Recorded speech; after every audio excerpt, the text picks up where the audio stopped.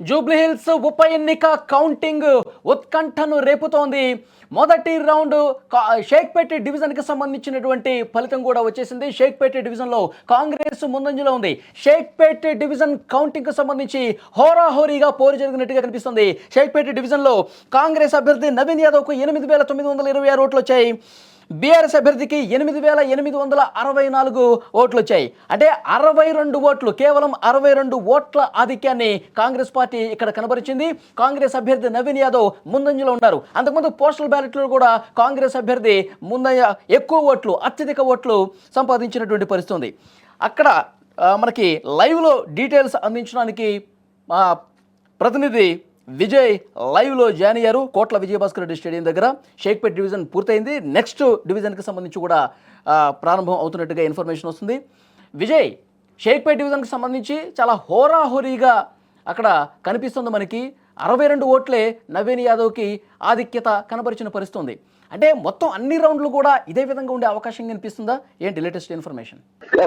మొదటి నుంచి కూడా జూబ్లీహిల్స్ సంబంధించినటువంటి బైపోల్లో షేక్పేట డివిజన్ చాలా కీలకంగా భావించారు. ఇరు పార్టీలు కూడా ఈ డివిజన్ లో ఆధిక్యత ఏ పార్టీ అయితే స్పష్టంగా సాధిస్తుందో ఆ పార్టీకి విజయం సాధించడం అనేది చాలా సులభంగా ఉంటుందని మొదటి నుంచి కూడా ఎన్నికల వ్యూహరచనలో భాగంగా మొత్తం ప్రచారం అంతా కూడా ఈ డివిజన్ మీదే కాన్సన్ట్రేట్ చేసినటువంటి పరిస్థితి. అయితే మొదట 10 రౌండ్లకు సంబంధించినటువంటి కౌంటింగ్ సంబంధించినటువంటి ప్రక్రియలో మొదటి రౌండ్ మొత్తం అంతా కూడా షేక్పేట డివిజన్ కి సంబంధించినటువంటి 42 ఈవీఎంస్ లో కౌంటింగ్ ను స్టార్ట్ చేసినటువంటి పరిస్థితి. అయితే ఇందులో 62 ఓట్ల మెజారిటీ కాంగ్రెస్ పార్టీ అభ్యర్థి నవీన్ యాదవ్ సాధించినట్టుగా తెలుస్తుంది.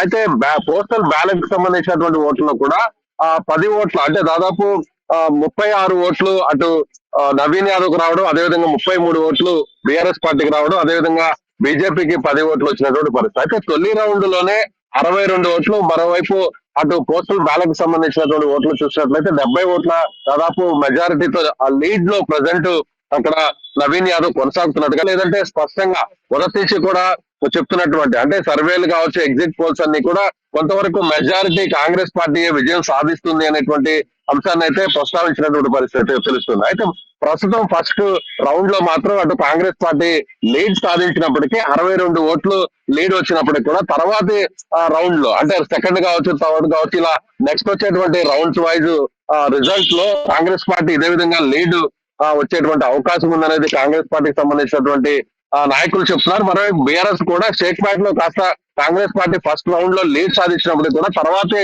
రౌండ్స్ లో కూడా తమకు కూడా ఆధిక్యత వచ్చేటువంటి అవకాశం ఉందని చెప్తున్నారు.